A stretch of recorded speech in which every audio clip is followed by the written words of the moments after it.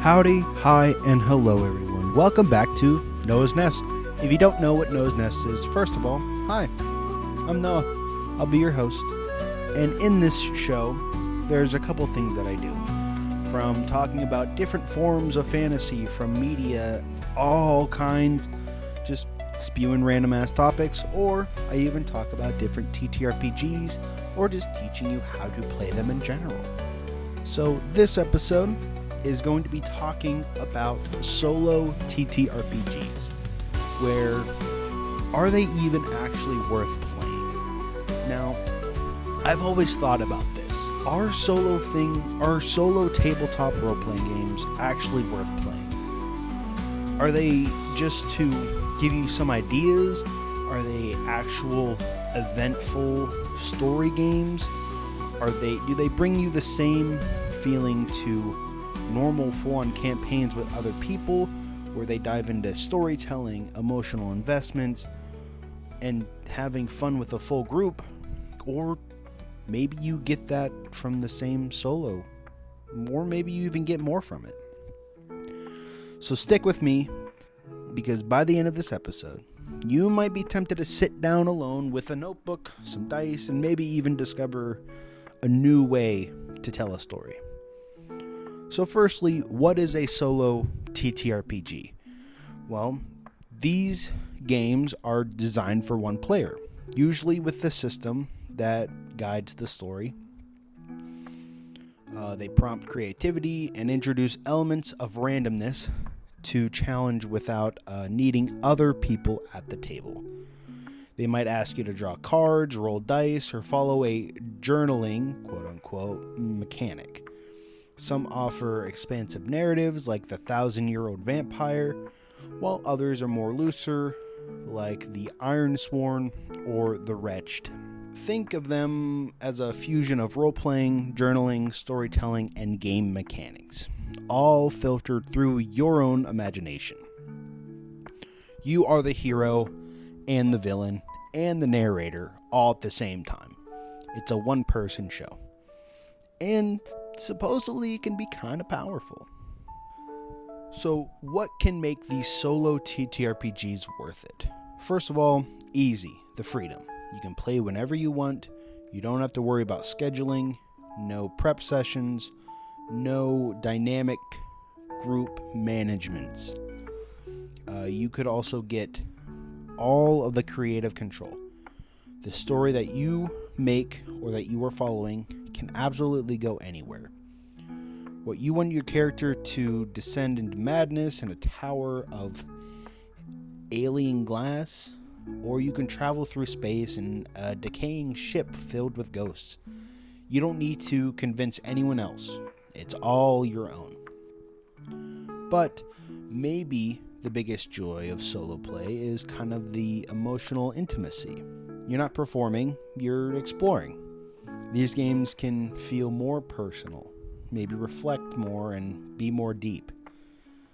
They kind of help you discover not just your character, but it could also help you. Now, let's be honest. Solo TTRPGs can be weird. At first, you might wonder, am I just writing a fan fiction? Or am I just pretending to play? Well, yes and no. It can feel strange to narrate out loud from no one, or you can technically do it in your head. Or you can write journal entries about the character you kind of invented 5 minutes ago. But there is one thing. Once you give yourself permission to play, you start to see how it's different. You're crafting a story that unfolds in real time.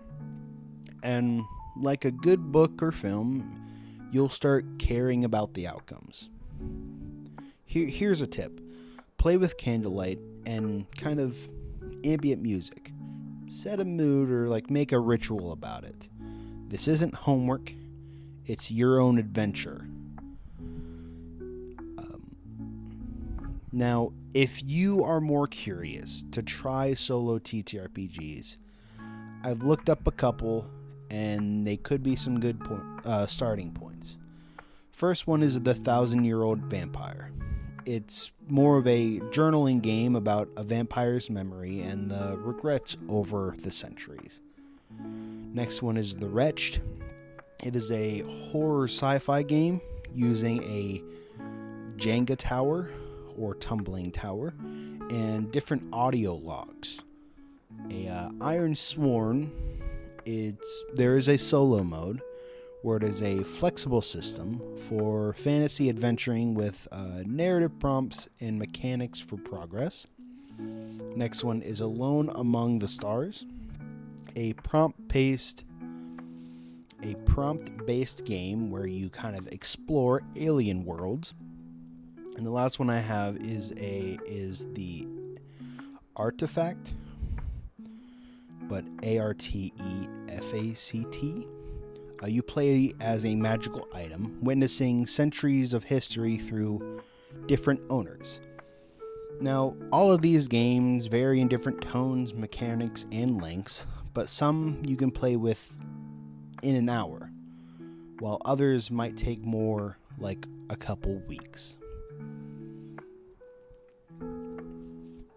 Now, if none of those ideas are interesting to you, maybe, what if you want to try making your own? Now, you don't need to publish your own solo TTRPG to start exploring. You can grab a character from a familiar system, like D&D or Those Dark Places, or kind of really any RPGs that you've played, a deck of cards, and some random tables.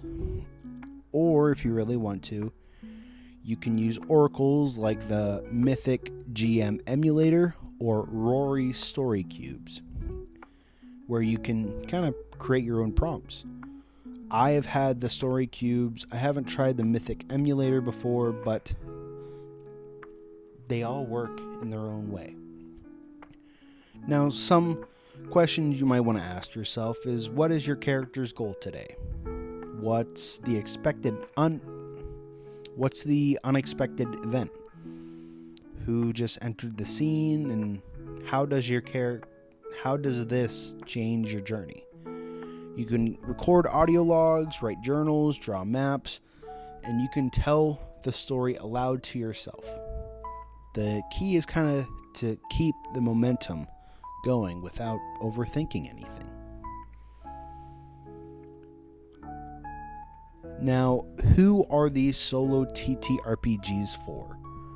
Well, these could be great for people that have busy schedules, someone that just is always at work or always on the run and can't really have enough time to schedule anything with a group. Someone else could be a storyteller with freedom, and that wants freedom. Tired of doing the same stories, same group every single week after week. Maybe you've been doing pre-written stories and you just want to have something for yourself. Solo TTRPGs could work.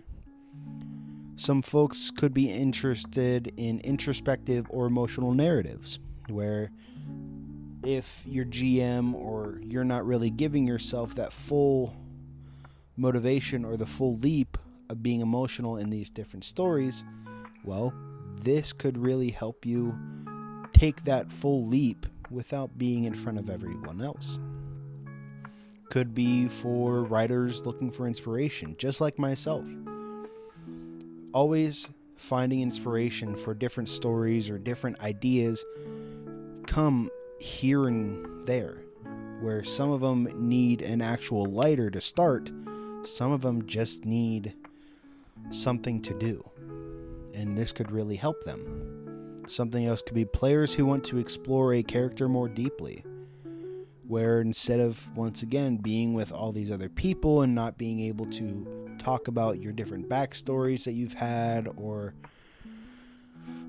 not getting like some of the respect that you want, this could easily help you explore it more deeply and really flesh out the characters that you want to actually play. Or, lastly, anyone that just needs a break from the noise. Every single day, we're all running and going and working and getting busy and just going. And it just gets unbearable sometimes. This could really help you just sit down, relax, do your own thing, create your own story without having people ask, when's the next session? What are we doing this week? Where are we going? Don't forget about Jimmy's basketball game next Saturday. Or, hey, I have a cookout coming up. You want to come? And there's 5 different events scheduled for one day. This could easily be for you, that you could just block out some of that noise. Take a break from everything and just relax.